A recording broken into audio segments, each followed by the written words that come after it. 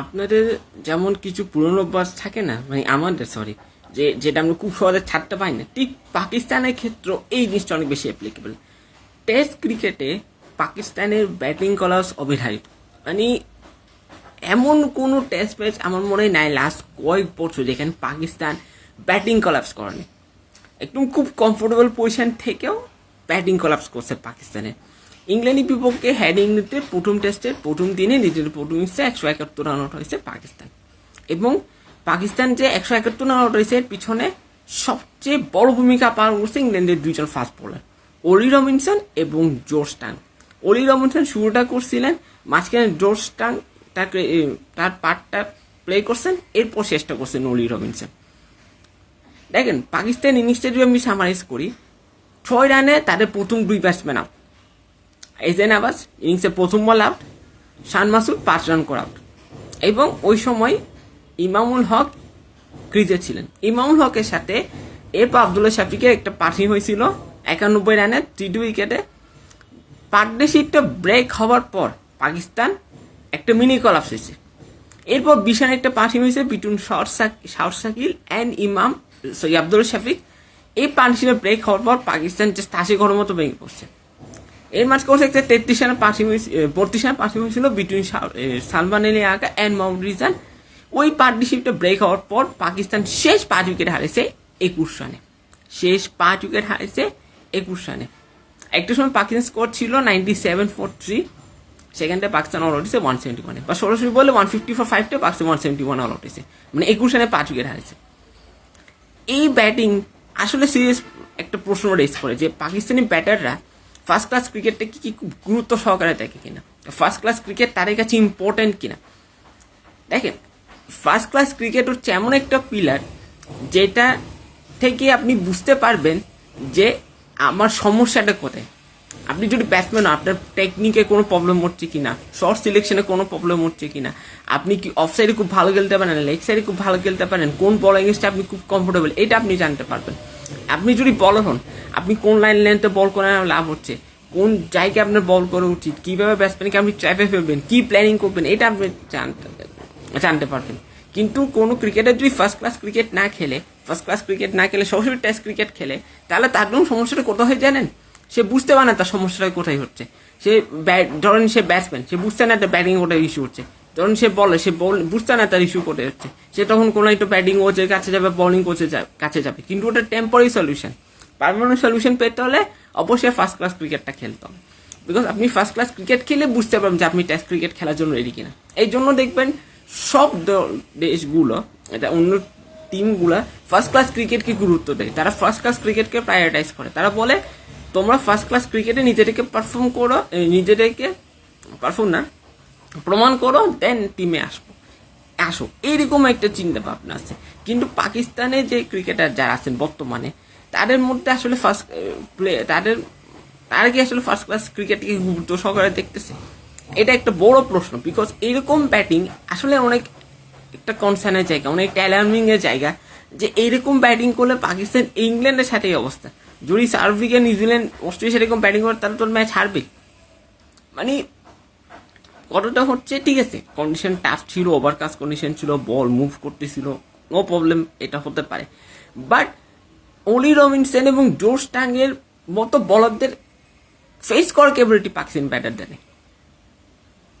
আমি বুঝলাম না যে অলি রবিনসন অ্যাভারেজ স্পিড কত ছিল, মেবি 140, আর জোশ টাং অ্যাভারেজ স্পিড ছিল মোস্ট প্রবলি 139, 140, 140 একটা ছিল। এই দুই বলারকে পাকিস্তান ব্যাটাররা ফেস করতে পারতেছে না। তাহলে চিন্তা করেন তো, রাবাডা বলেন, এনগিরি বলেন, বুমরা বলেন, বা হচ্ছে আপনার আমাদের নাহিদ রানা বলেন, মিচেল স্টার্ক, ব্যাট কামিন্স, এইসব বলারদেরকে তাহলে তারা কিভাবে ফেস করবে? মানে আমি একটা জিনিস বুঝি না যে আসলে পাকিস্তানের ব্যাটারদের কি হয়, এটা কি মেন্টাল ব্লকেট হচ্ছে না অন্য কোনো আমি চাই না। মানে seriously from being 150 for 5 to 170 all out, এটা পাকিস্তান ক্রিকেট টেস্ট ক্রিকেটে পাকিস্তানের যে কলাপস করছে এটা প্রথমবার নেই, আগেও অনেকবার পাকিস্তান এরকম পজিশন থেকেও কলাপস করছে ব্যাটিংয়ে। এটা কি একটা সিরিয়াস ইস্যু না? এরপরও কি টিম ম্যানেজমেন্ট চুপ করে বসে থাকবে? এরপরও কি ব্যাটিং কোচ চুপ করে বসে থাকবে? এরপরও কি পাকিস্তান ক্রিকেট বোর্ড চুপ করে বসে থাকবে? মানে এটা একটা কনসার্নিং ইস্যু যে পাকিস্তানি ব্যাটাররা স্ট্রাগল করতেছে এবং অলি রবিনসন এবং জোশ টাং রীতিমতো হ্যাভক চালাইছে পাকিস্তানি ব্যাটারদের উপর, বুলডোজার চালাইছে পাকিস্তানি ব্যাটারদের উপরে, যে পারলে আমাদের বোলিং খেলে দেখো। এই দুই বলারকে ভাই পাকিস্তানি ব্যাটাররা সামলাতে পারেনি।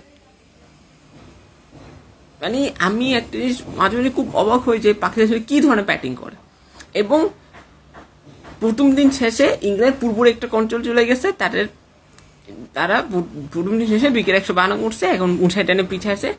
জর্ডান কক্স এবং আপনার হচ্ছে জো রুট এখন ক্রিজে আছেন। এই দুজনের মধ্যে একটা পার্টিশন হয়েছে 66 রানে, 67 রানে।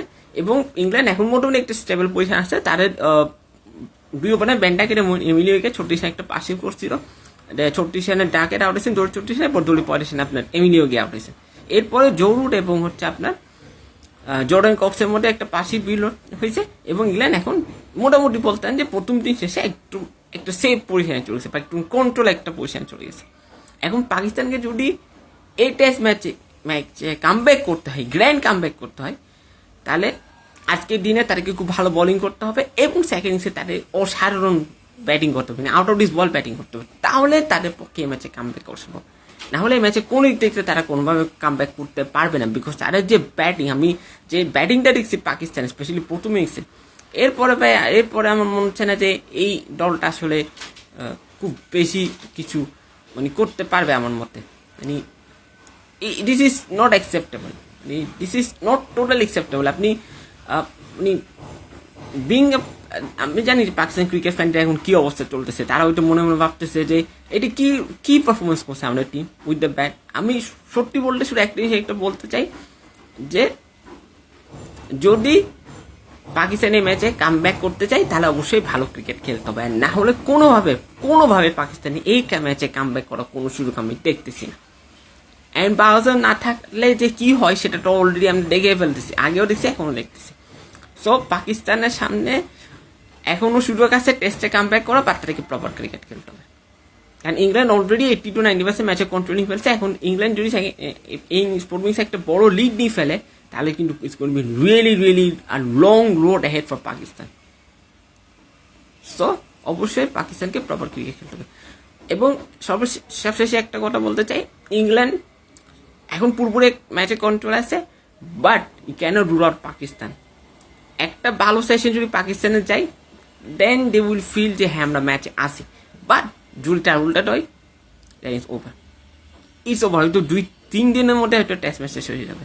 সো পাকিস্তান আশা করি যে একটা ফাইট দেবে, আজকের দিন তারা ভালো বোলিং করবে এবং সেকেন্ড ইনিংসে তার ব্যাটিংয়ে ভালো ফাইট দেবে।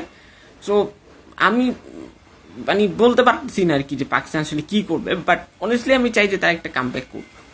তাদের এমনি টেস্ট ক্রিকেটে তারা একটা রিভাইভাল অনেক বেশি দরকার। সো একদম মানে শর্ট করে বললে England is in control, Pakistan is in danger. So দেখা যায় কি। এবং প্রথম দিনটা খুব ভালো গেছে ইংল্যান্ডের, এবং আগামীকাল আজকে দ্বিতীয় দিনটা তারা কেমন কাটে এটা নিয়ে খুব মানে ওটি আগ্রহে বসেছি। আজকে কেমন অ্যাপ্রোচে ব্যাটিং করে ইংল্যান্ড সেটা আসলে অনেক একটা বড় ফ্যাক্টর হয়েছে আর কি। সো এই ছিল ডে 1 রিভিউ। ভিডিওটা কেমন লাগছে ভিডিওটা অবশ্যই কমেন্ট করে জানাবেন। ভিডিও লাগলে অবশ্যই লাইক কমেন্ট শেয়ার করবেন। আর আজকে না আগামীকাল আপনার সাথে হচ্ছে ডে 2 রিভিউ নিয়ে, তখন সবার এবং সুশান্ত